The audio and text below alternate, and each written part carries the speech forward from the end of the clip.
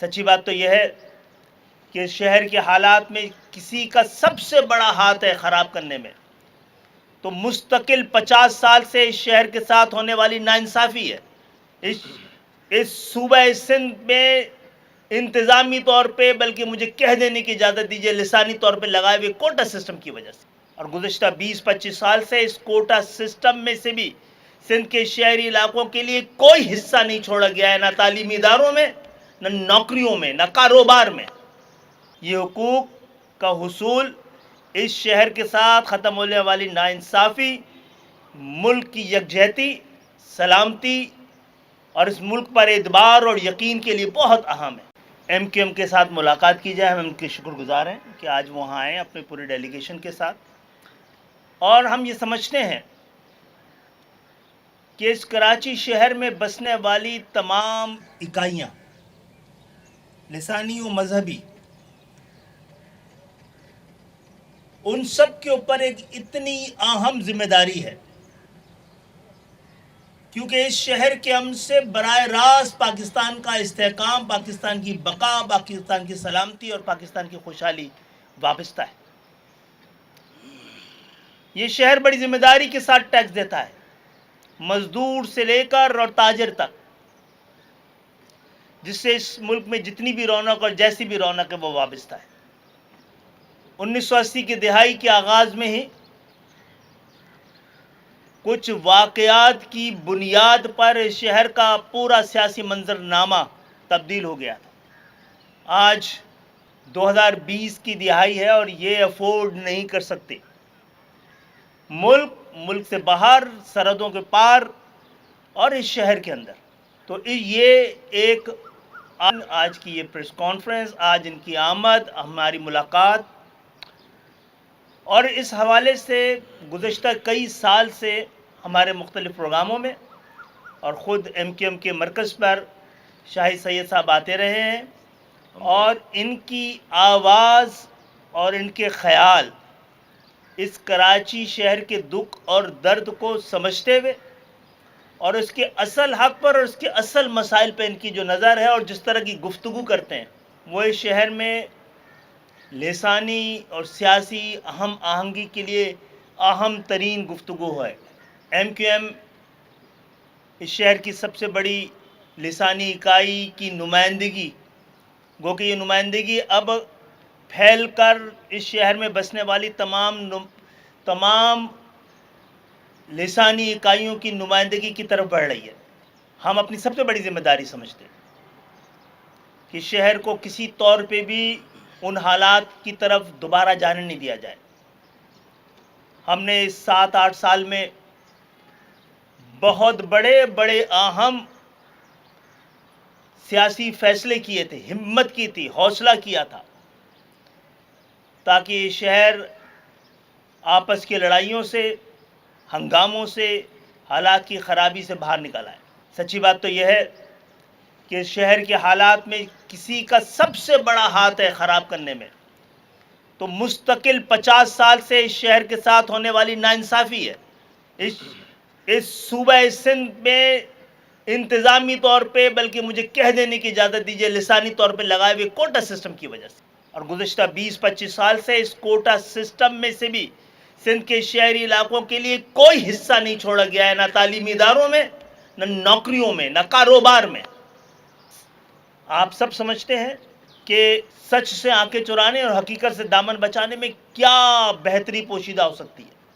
تو آج کی یہ ہماری میٹنگ اور ہماری جو ابھی اجلاس ہوا ہے، جو ملاقات ہوئی ہے، دونوں ایک ہی طرف کے خیالات ہیں کہ غریبوں کو، مزدوروں کو، شہر کے عام لوگوں کو کسی پلان کی ہوئی حالات کی خرابی کی طرف جانے نہیں دینا چاہیے، اور ہم سب اس بات پہ متفق ہیں۔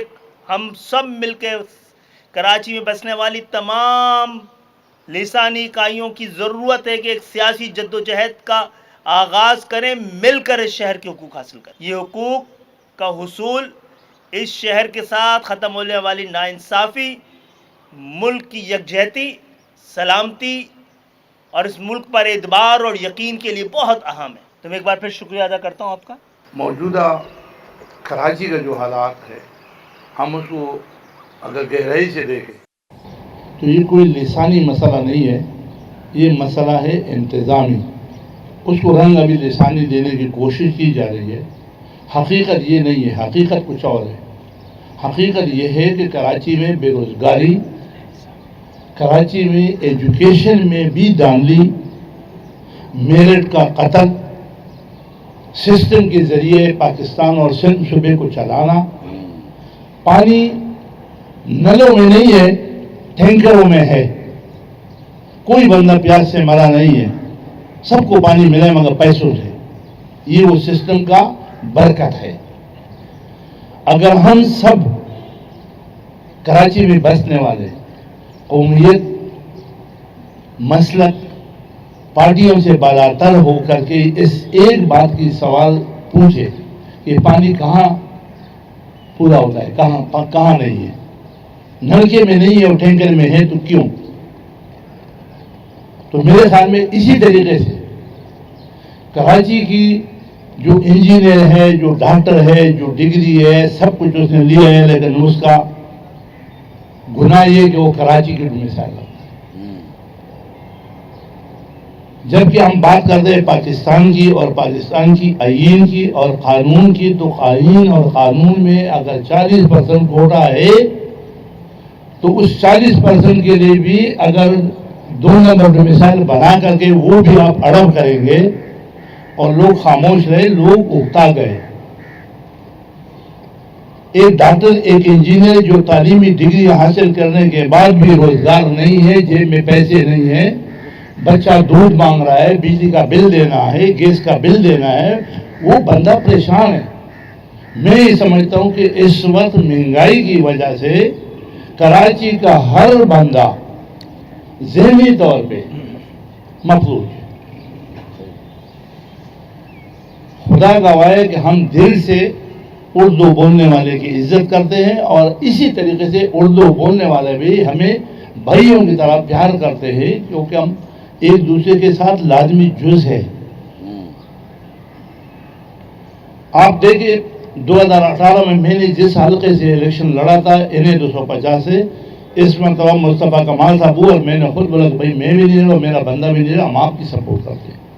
کیونکہ ہمارے سامنے M P A M N A کوئی معنی نہیں رکھتا. ہمارے سامنے جو اصل چیز ہے وہ بھائی چارہ، پیار، محبت اور اس شہر اور پورا ملک کی آبادی. اور میں ایک چیز اس میڈیا سے آپ کے توسط سے پورا پاکستان کو بتانا چاہتا ہوں کہ کراچی کو کراچی خدا کے لیے مت سمجھے، کراچی کو پاکستان سمجھے. اس کراچی شہر میں سے ہمارے پختونخوا کے پہاڑوں میں بھی چائے کی پتی، کپڑے اور 2 پیسے ماں باپ کے لیے لوگ بیچتے ہیں، کماتے ہیں، بیچتے ہیں. اس کراچی سے پنجاب میں بھی جاتا ہے، اس میں بلوچستان میں بھی جاتا ہے.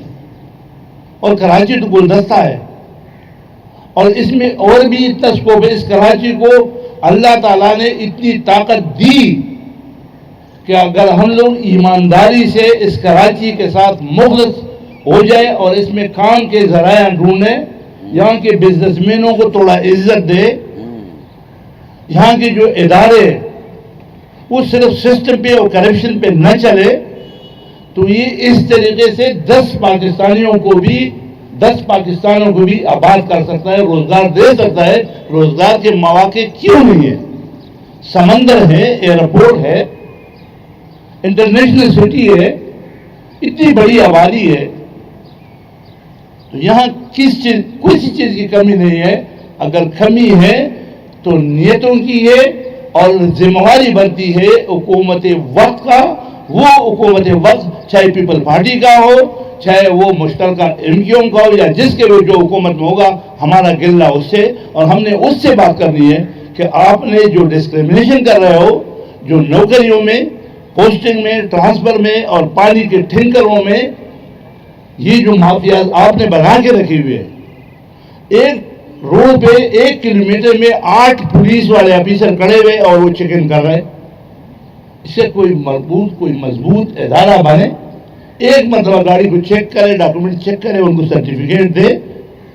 اب اگر آپ کا یہ کام صرف سسٹم پہ چلے تو میرے خیال میں کہ بڑا مشکل ہے کہ کنٹرول کرے. لیکن میں یہ سمجھتا ہوں کہ پھر کراچی والوں سے بھی یہ اپیل کرتا ہوں کہ خدا را سب سے پہلے پاکستان کو مضبوط کرنا ہے تو کراچی کو مضبوط کرے, کراچی کو آباد کرے, کراچی کو وہ روشنیوں کا شہر بنائے رہے. اس میں بہت اسکوپ ہے, بہت جگہ ہے. اسی طریقے سے کراچی میں ایکسیڈنٹ ہے. ہم اس کی جو بھی لوگ غلط گاڑی چلاتے ہیں, ڈرائیونگ کرتے ہیں, چاہے کوئی بھی ہو, کسی کو, ہم اس کو مذمت کرتے ہیں کہ بھائی نہ چلائے. اور اس پہ بندوقیں اٹھانا اور لڑنا اور جھگڑنا, اس کا مسئلہ یہ دنیا میں ہر جگہ ایکسیڈنٹ ہو رہا ہے. اس کا ایک طریقہ ہے, ہمیں اس طریقے پہ چلنا ہے. اور رول ہے, ریگولیشن ہے. اگر کوئی ایکسیڈنٹ کرے تو اس کے خلاف پرچہ کٹے, سخت سے سخت سزائیں دیں, اس کی پاسنگ صحیح ہو. یہ 2 نمبر پاسنگ جو یونین کے دفتر میں بیٹھ کر کے وہ سرٹیفکیٹ دیتے ہیں فٹنس کی, یہ کہاں کا انصاف ہے؟ یہ صرف پیسوں کے لیے. آپ فٹنس صحیح کرو نا, بغیر پیسوں کے کرو. گاڑی چیک کرو, ڈرائیور کا ایج چیک کرو, اس کی ساری چیزیں چیک کرو, اس کی ساری مسئلوں کا حل ہے. تو ہم اس پہ بات کریں گے, اور ہم یہ چاہتے ہیں کراچی والوں سے اپیل کریں گے کہ خدا کے لیے جذبات میں نہ آئے, کسی کے بگلاوے میں نہ آئے. یہ کسی کا مسئلہ نہیں ہے, یہ انتظامی مسئلہ ہے. اور ہم نے مل کر کے حکومت وقت سے چیزیں لینی ہے کہ ہمیں پانی بھی گھروں میں نلکوں میں چاہیے, ہمیں بجلی بھی اپنے ٹائم پہ چاہیے. جو ہمارا حق ہے وہ حکومت وقت سے ہم مانگیں گے اور مل کے مانگیں گے. اور میں پھر سے دل سے اپنی پارٹی کی طرف سے MUM پاکستان کا, خالد مقبول صدیقی صاحب کا, مصطفیٰ کمال کا, فاروق ستار بھائی کا شکریہ ادا کرتا ہوں کہ انہوں نے اس موقع پہ ہمیں ایسا ہی موقع دیا, مہیا کیا کہ جس میں ہم پورا کراچی کو میسیج دیں کہ خدا را لڑائی جھگڑے کسی مسئلے کا حل نہیں ہے. ہوشیار اور بیوقوف میں فرق یہ ہے کہ بیوقوف لڑنے کے بعد بیٹھ کے ٹیبل ٹاک کرتا ہے, ہوشیار لڑنے سے پہلے. ہم لڑنے سے پہلے جانے کا آج ٹیبل ٹاک کریں. کراچی کا اصل مسئلہ کیا ہے؟ کراچی کا اصل مسئلہ بے روزگاری ہے, ناانصافی ہے, ایجوکیشن میں اس بھی بات کریں. Thank you. اچھا چاہیے سید صاحب یہ بتا دیں کہ جب تک یہ 10-11 ٹینکر نہیں جلے تھے تب تک تو آپ بھی نظر نہیں آئے تھے منظر عام پہ, تو کیا آپ کو اس سے تکلیف ہوئی ہے, کیا ہوا ہے, یا کوئی ٹینکر جو ایسوسی ایشن ہے اس کے نمائندے بن کر تو آپ آج MCM کے پاس نہیں آئے؟ کیونکہ 168 لوگ انسان جو جلے, جو موٹر سائیکل سواروں کو ٹینکروں نے روند ڈالا, اور ملیر والا واقعہ تو کبھی ہم بھول نہیں سکتے. تو ان کے پاس, کتنوں کے پاس آپ تعزیت کے لیے چل کر گئے ہیں؟ کچھ یہ تھوڑا سا بتا دیں, کیونکہ لوگوں کو آج بھی غم و غصہ ہے ٹینکر مافیا. جواب میں دیتا ہوں, شاہد صاحب سے آپ پوچھ رہے ہیں. دیکھیے, ایک تو بالکل کسی ایسوسیشن نے, کسی ٹینکر والے نے ان کو یہاں پہ بالکل نہیں بھیجا, اور یہ آج کی بات نہیں ہے. ہمارا ایک جو ہے وہ پچھلے 1 دہائیوں سے ہمارا بہت ہی زبردست تعلق واسطہ ہے. یہ تو کرائسس آ گیا نا, تو ابھی ہم آپ ہم ویسے ہم ان کے, یہ پوری قیادت جو یہاں بیٹھی ہوئی ہے وہ شاہد سید صاحب کے گھر جا چکی ہے. یہ خالد مقبول صدیقی صاحب, یہ فاروق ستار صاحب, یہ انیس قائم خانی صاحب, یہ مصطفیٰ کمال, ہم لوگ سب لوگ باجماعت ان کے گھر جا چکے. نا اب آپ کے سوال کا جواب دیتا ہوں جو آپ نے ان سے پوچھا. کوئی بھی ٹینکر والا پختون, اور اسپیسیفک کر کے بولتا ہوں, کوئی بھی پختون جو ٹینکر چلا رہا ہے وہ صبح جو ہے وہ یہ سوچ کر, یا کراچی کے پختون یہ سوچ کر گھر سے نہیں نکل رہے کہ آج ٹینکر سٹارٹ کرو, جا کر موجروں پہ ٹینکر چڑھانا. ایسا ہے, ہزاروں کی تعداد میں ٹینکر چڑھ رہے ہیں. اگر ایسا ہو سارے پختون جو ہے وہ ٹینکر لے کر نکلے اور کہیں گے آج یہ مہاجروں کو مار رہا ہے, تو سینکڑوں کی تعداد میں لا کرو. کوئی بھی مہاجر گھر سے یہ نہیں کہہ کے سوچ کر نکل رہا کہ آج ہم نے ٹینکر جلانے ہیں. اگر ایسے میں ٹینکر ہے تو پھر 10 یا 12 کیوں جلے؟ یہ جیسا کہ انہوں نے بہت صحیح بات کی, ان کی بات, دونوں حضرات کی بات کے بعد جو ہے وہ کوئی بات کرنے کی یقیناً کوئی گنجائش یقیناً نہیں ہے. لیکن چونکہ آپ نے سوال کیا تو میں ایک تو یہ مہمان ہمارے پاس آئے ہیں, اور اس لیے میں جو ہے اس کو یہ ہماری ایک اس کی بات ہے کہ آپ ایک عزت کی بات ہے, اور بالکل ان کی انٹینشن کو کوشچن کیا آپ نے, ان کی نیت کو کوشچن کیا. اس لیے میں آپ سے یہ والی بات کر رہا ہوں کہ بالکل یہ مہاجروں کا اور پختونوں کا مسئلہ نہیں ہے. ایک جو جان ضائع ہو رہی ہے, اپنے پیروں سے بچھڑ رہے ہیں, اس کا کوئی نیبل بدل نہیں ہے. جو گھر ایکسیڈنٹ ہے نیبل بدل نہیں ہے. جو کسی بھی زبان کا بولنے والا ہو, تو اگر ایسا ہوتا تو ہزاروں کی تعداد میں ٹینکر لوگ کچلے جاتے, اور ہزاروں کی تعداد میں لوگ جو ہے وہ گاڑیاں بھی جلتی.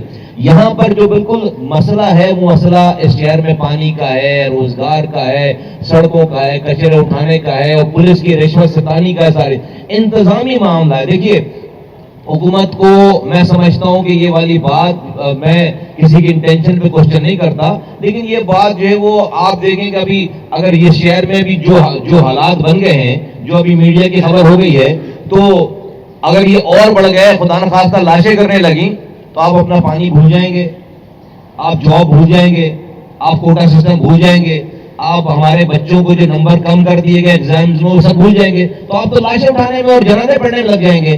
حکومت وقت کو یہ چیزیں سوٹ کرتی ہیں کہ توجہ ہٹے۔ یہ جو قیادت بیٹھی ہوئی ہے، الحمدللہ آج اس اپورچونٹی کو، جو کہ سیاست کرنے کی اپورچونٹی ہے، ہم اس اپورچونٹی کو مس کر رہے ہیں۔ ہم لوگوں کے دلوں میں آگ لگا کر اپنی پاپولیرٹی حاصل نہیں کرنا چاہتے، اور یہ دونوں جماعتوں کو، دونوں قومیتوں کو کے لوگوں کو یہ کریڈٹ جاتا ہے۔ تو میں سمجھتا ہوں کہ نہیں، انٹینشن پہ کوشچن نہیں کریں، ہم ہماری نیت کی وجہ سے ہی آج یہ بھی میں نے آپ کو بتایا نا کہ بھئی اگر سب لوگ یہ نیت کر کے نکلتے کہ آج ہم نے جو مہاجروں پہ ٹینکر چڑھانا ہے، تو سینکڑوں لوگ ایک دن میں شہید ہوتے، بعد میں آپ اس کو کچھ بھی کرتے، اور سارے مہاجر اگر یہ نیت کر کے اگر نکلتے کہ آج ہم نے سارے جو بھی ٹینکر نظر آئے، ٹرالر نظر آئے، جلا دے، تو ہزاروں میں ٹینکر چلتے۔ یہ جو 10-12 کی تعداد آتی ہے اور ایک یہ میں سمجھتا ہوں انتظامی معاملہ ہے، اس کو انتظامی طور پہ دیکھا جانا چاہیے۔